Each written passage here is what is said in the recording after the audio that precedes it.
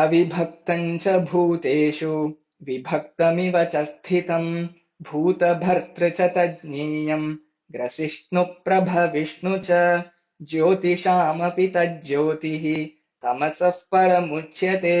ज्ञानम् ज्ञेयम् ज्ञानगम्यम् हृदि सर्वस्य विष्टितम् इति क्षेत्रम् तथा ज्ञानम् ज्ञेयम् चोक्तम् समासतः मद्भक्तये तद्विज्ञाय मद्भावायोपपद्यते प्रकृतिम् पुरुषम् चैव विध्यनादि उभावपि विकारांश्च गुणांश्चैव विद्धि प्रकृतिसम्भवान् कार्यकरणकर्तृत्वे हेतुः प्रकृतिरुच्यते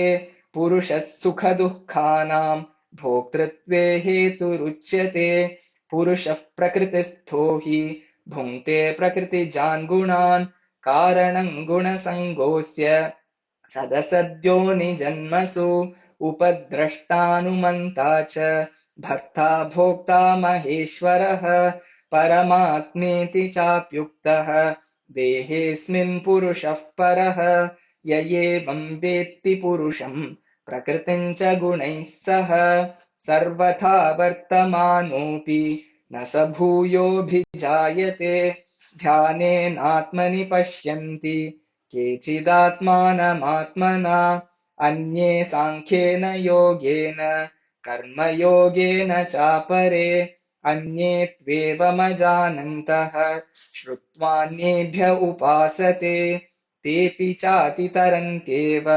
मृत्युम् श्रुतिपरायणाः यावत् सञ्जायते किञ्चित्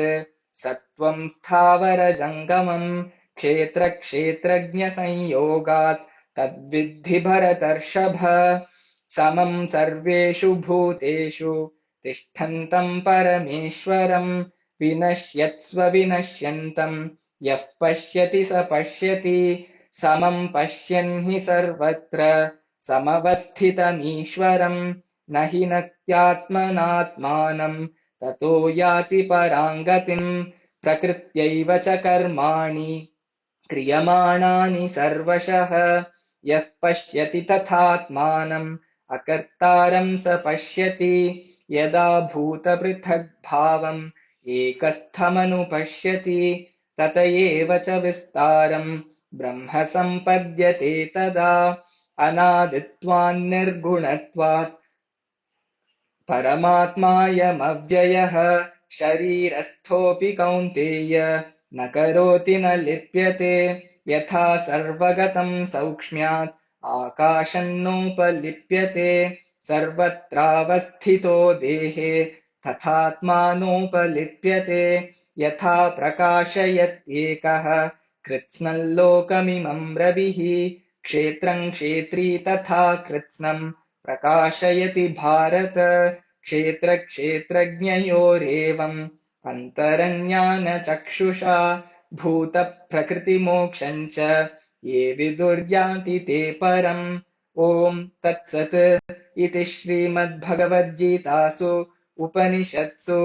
ब्रह्मविद्यायाम् योगशास्त्रे श्रीकृष्णार्जुनसंवादे गुणत्रयविभागयोगो नाम त्रयोदशोऽध्यायः।